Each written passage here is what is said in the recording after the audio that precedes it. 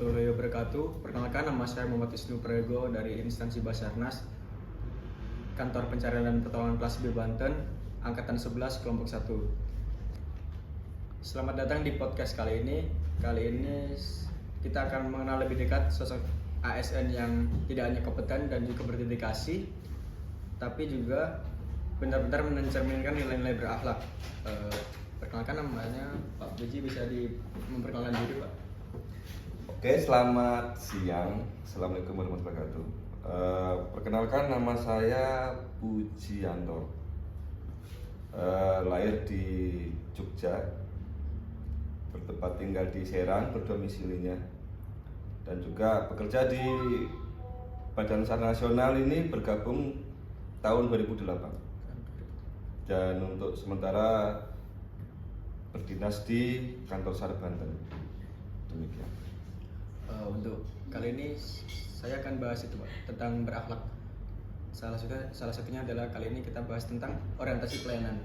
Yaitu apa sih, Pak, orientasi pelayanan itu, Pak? Orientasi pelayanan sendiri yaitu pelayanan yang melayani masyarakat dengan ramah,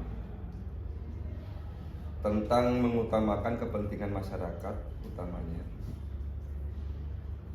dan merespon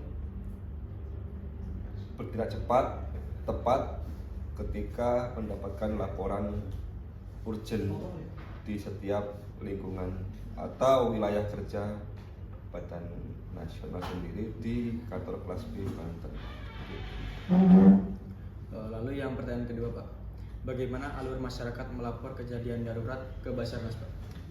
Untuk alur sendiri yang sering dilaporkan ke Kantor SAR Banten sendiri itu melalui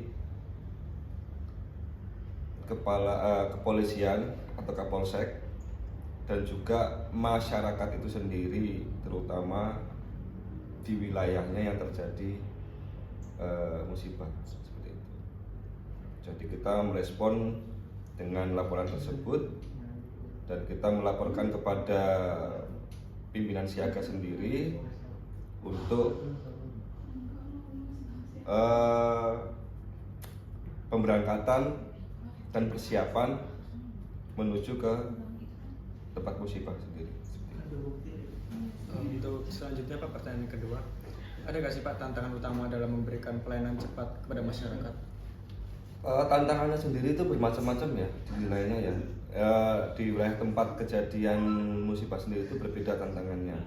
Yang sering kali kita menghadapi tantangan itu yang kami alami itu kejadian waktu di musibah di Ragilan, yaitu kondisinya kita berangkat itu harusnya siang jam 1, tetapi karena dari segi peralatannya sendiri kita masih pemilihan alut yang baik, dan juga untuk kendaraannya sendiri karena ada servis seperti itu, tetapi pelaksanaannya sendiri mendapatkan tantangan itu sampai sana itu jam 4 atau jam 5 sore. Jadinya kita mau melakukan pencarian sendiri di tempat kejadian, ternyata tidak mencukupi waktunya, dan di situ kita dianggap hanya sekedar melakukan pencarian penyisiran darat, padahal di situ kan sungai seperti itu. Jadinya kita diminta sama keluarganya korban dan juga masyarakat sendiri, tetapi kita bagaimana cara untuk menenangkan situasi tersebut, karena memang posisinya memang mau maghrib, jadinya mau nggak mau kita juga punya anggota yang harus tengahi, dalam arti kita juga tidak mau yang namanya terjadi sesuatu hal yang tidak diinginkan oleh para penolong sendiri termasuk Alut. Makanya kita bagaimana menyikapinya ketika kita ditekan oleh yang namanya situasi yang harus kita turun tetapi kita tidak bisa melakukan pencarian. Jadi kita mau nggak mau kita persuasifnya dengan baik seperti itu. Lalu ada soal keempat ini, Pak. Ada nggak sih Pak cerita pelayanan masyarakat, pengalaman operasi yang berkesan gitu Pak?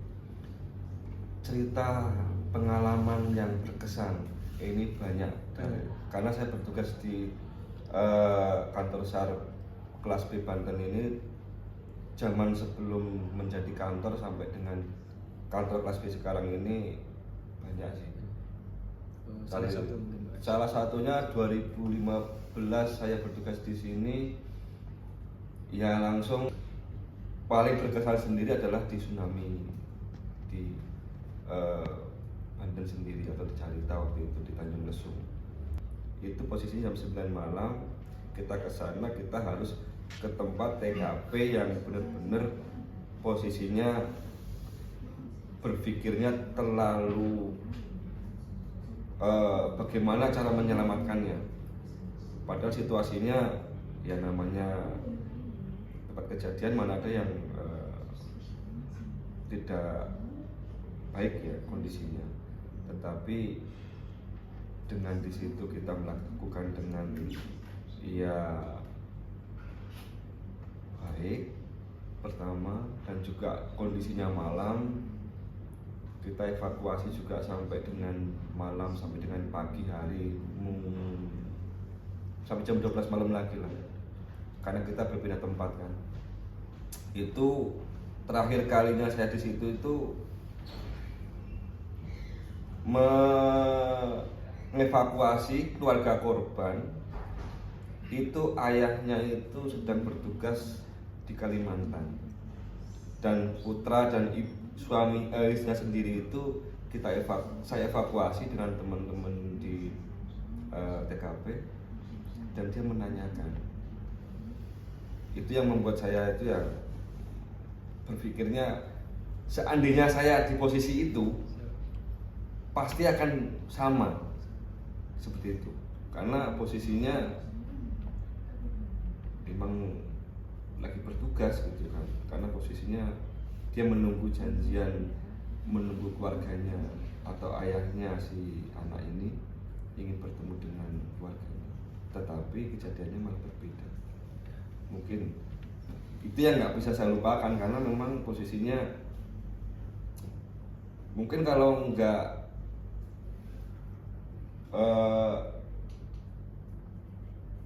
apa ya, jeli itu dia nggak akan evakuasi mungkin, karena dia posisinya itu di bawah di samping kanan lambung perahu yang kena hempasan ombak gitu.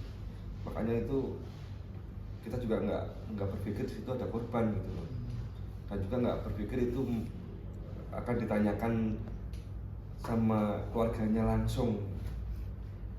Jadinya kita evakuasi dengan ibu dan anak. Yang lebih lagi itu mau kita pisahkan itu karena posisi memeluk ya ibunya ya. Istrinya yang ditinggalkan ini posisi meluk anaknya. Jadinya kita ya nggak mau, kita satukan, kita bersihin di situ karena menghargai anaknya kan. Karena menghargai bagaimana si korban ini, walaupun dia menjadi korban tapi dia memeluk anaknya ketika posisi tidak selamat juga, seperti itu. Mungkin itu sih yang sampai sekarang terpikirkan, terngiang-ngiang sedikit. Tapi terima kasih Bapak Puji atas cerita dan kisahnya yang sangat luar biasa. Mungkin kisah ini bisa menjadi inspirasi, pengingat dan motivasi bagi kita semua untuk terus berbenah, terus melayani dan terus memberi manfaat seluas-luasnya. Sekian dari saya. Terima kasih. Wassalamualaikum warahmatullahi wabarakatuh.